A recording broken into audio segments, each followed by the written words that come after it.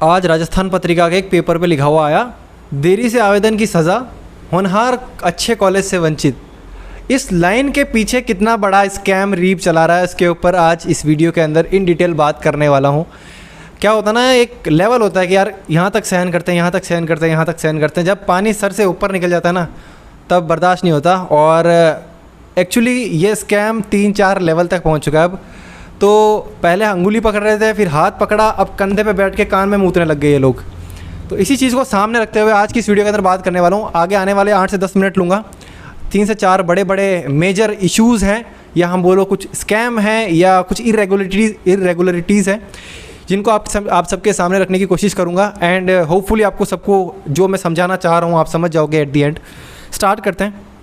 सबसे पहले Rajasthan engineering admission process REAP 2022, सबसे पहला शेड्यूल रिलीज़ नहीं हुआ। उससे पहले जब इंस्ट्रक्शन आए थे कि भैया इस डेट से ये स्टार्ट होने वाला है, बुकलेट आ गई थी। सबसे पहला उन्होंने अंगुली कब से पकड़ी हमारी?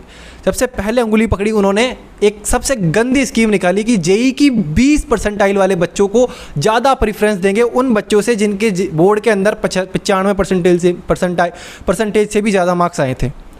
मतलब जिन बच्चों के बोर्ड के अंदर 95, 99 या जिनके 90 से ऊपर आए हैं, उन बच्चों को प्रेफरेंस नहीं दी जाएगी एडमिशन के लिए।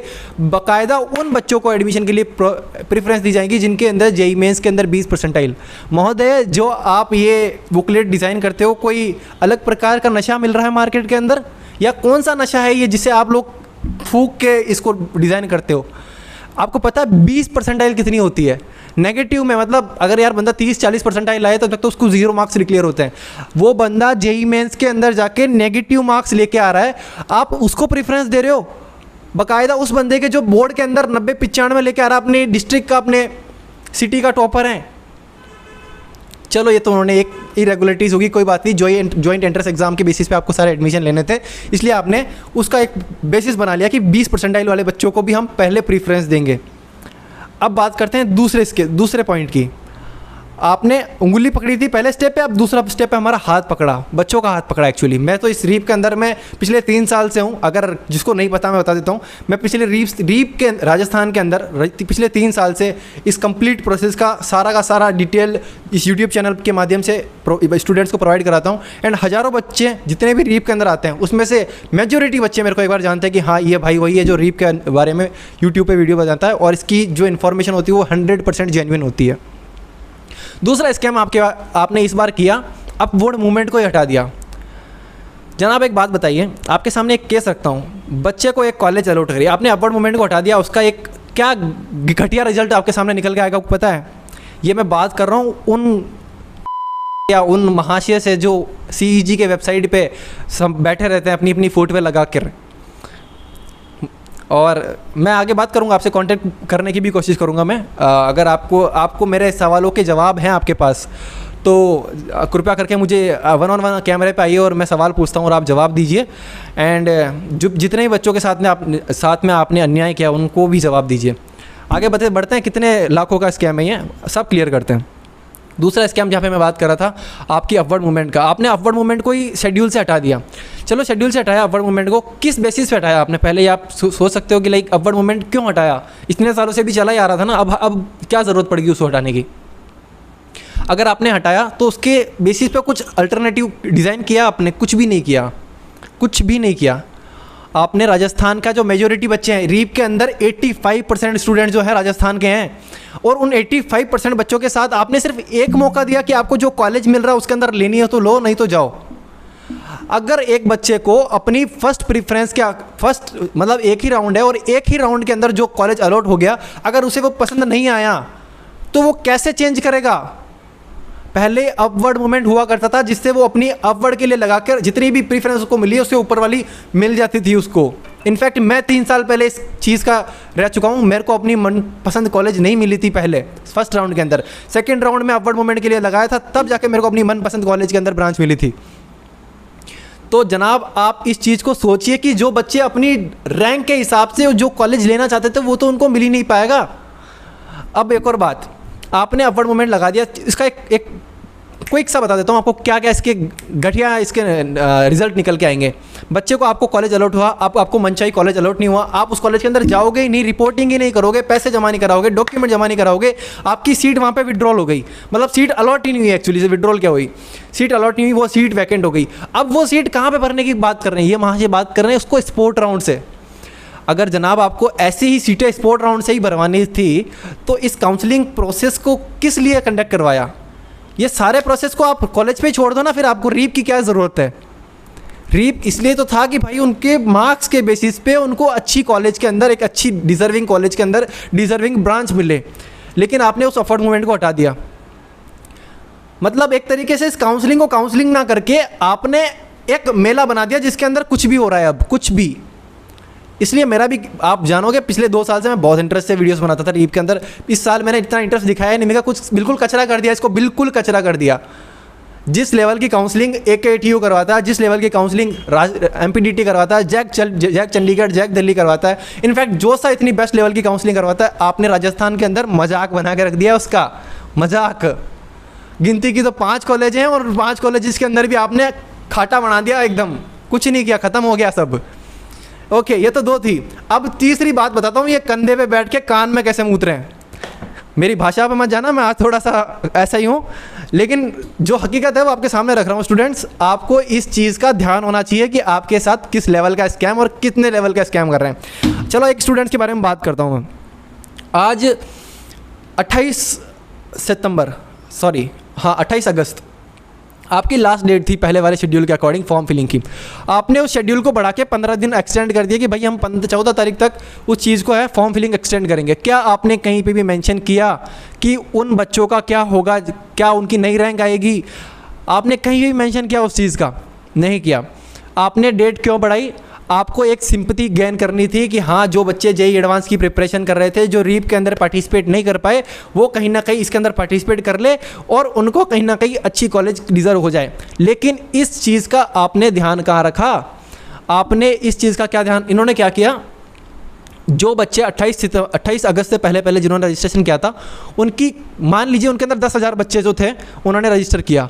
अब जिन बच्चों ने 28 अगस्त से लेकर 14 सितंबर के बीच में रजिस्टर किया, चाहे उन बच्चों के मार्क्स जो है 90 परसेंटाइल है, लेकिन उनकी कैटेगरी की जो रैंक है, उनकी टेंटेटिव रैंक है, उन 10,000 बच्चों के बाद में डाल दी। एक एग्जाम्पल दिखाता हूँ आपकी स्क्रीन पर, मैं बताता हूँ आपको। देखो, एक बच्चा जो है, इस बच्चे की स्कोर आप देख सकते हो, JEE के अंदर 85 स्कोर है, जनरल रैंक इसकी 1400 आई है, ठीक है, क्योंकि इस बच्चे ने 28 अगस्त से पहले रजिस्टर कर दिया था।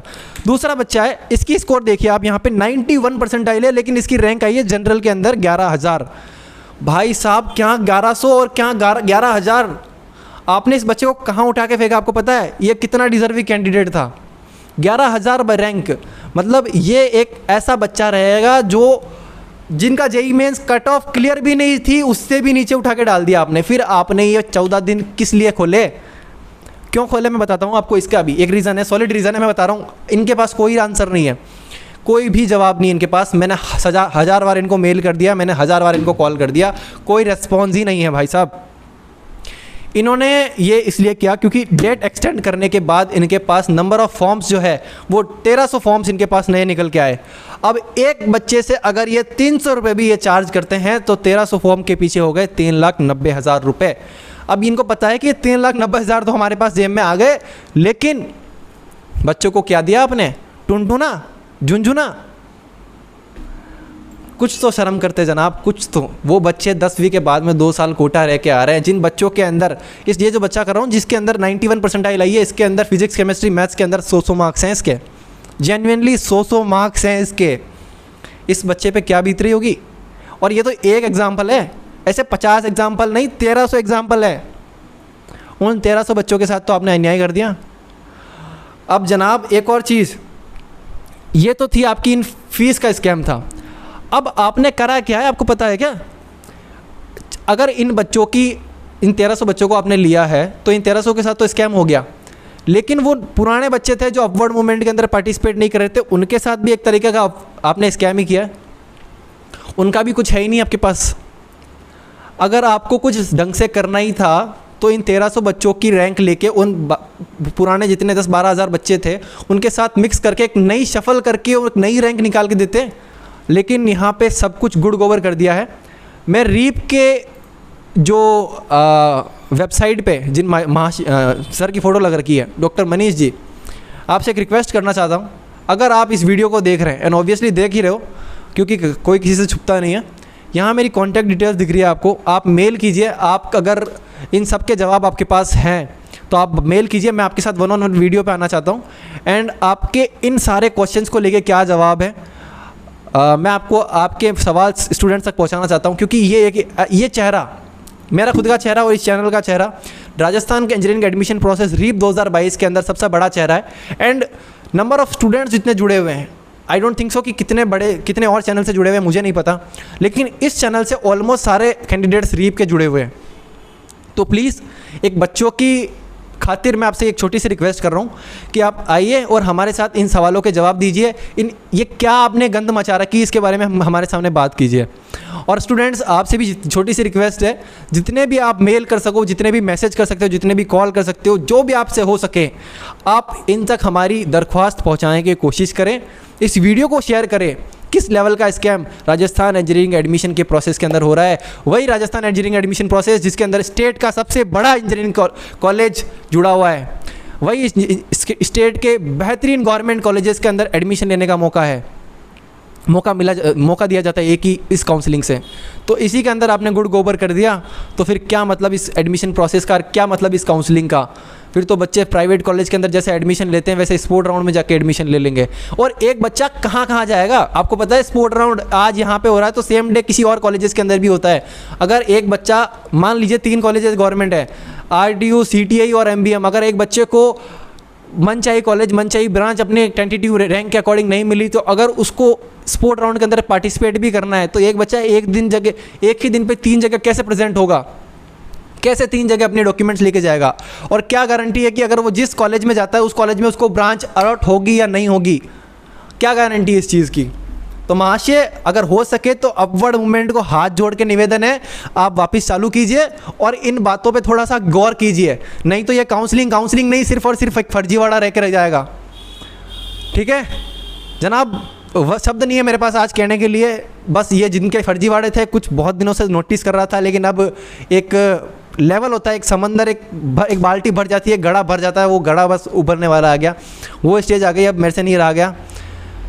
तो मैं तो यही कह सकता हूँ कि इन सब के जवाब दीजिए। और अगर आप इस काउंसलिंग को एक फेयर काउंसलिंग का नाम देके करवाना चाहते हैं तो अपवर्ड मूवमेंट को वापस लाइए और इन जो 1300 बच्चे आपने नए लिए हैं इनकी रैंक जो है आप उन पुराने बच्चों के साथ सफल करिए, उनके साथ भी अन्याय हो और नए बच्चे जो आए हैं इनके साथ भी अन्याय हो। नहीं तो आपके सामने कुछ नहीं आ रहा है, आपने इन 1300 बच्चों का पैसा इसलिए लिया क्योंकि आपकी जेब में इन 3,90,000 4 लाख रुपए का जो है अमाउंट आ जाए, बस और कुछ नहीं है।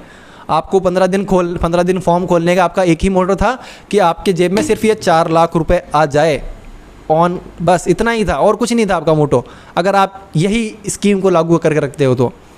ठीक है जनाब, आई होप मैं जो कन्वे करना चाहता था स्टार्टिंग से मैंने कन्वे किया होगा। बाकी स्टूडेंट्स की मदद चाहिए मेरे को इस वीडियो के ऊपर, जितने लाइक कर सकते हो, जितने शेयर कर सकते हो शेयर कीजिए, जितने भी जहाँ भी इसे शेयर कर सकते हो प्लीज़ स्टूडेंट्स, आप ही लोगों के लिए वीडियो है। ओके, आज इस वीडियो के अंदर इतना रखते हैं, मिलेंगे किसी नेक्स्ट वीडियो के अंदर। थैंक यू सो मच यहाँ तक देखने के लिए, बाय।